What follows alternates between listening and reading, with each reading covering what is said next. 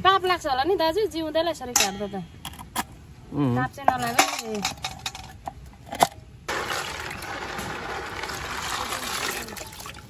यो चाहिँ मकै पिठो हो यसरी मकै पिठो यसरी हाल्नुपर्छ ताकि यो खाएर भोलि यसको भित्रको सबै फोहोरहरू निकाल्छ अब यसलाई टक यो अलिकति लेउ लागेको हुन्छ यसलाई चाहिँ एकदम क्लिन गर्नुपर्छ है अनि मात्रै मिठो हुन्छ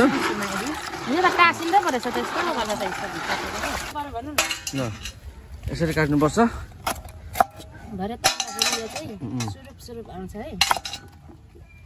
यो लेउ अलिक ब्रस अब मसला पिन्ने पाला आयो अनुबहिनीले दामी मसला चन्दन जस्तो मसला हुन्छ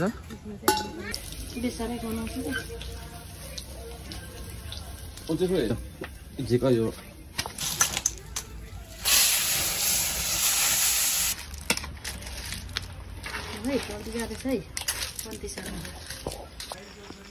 ओके आउनु न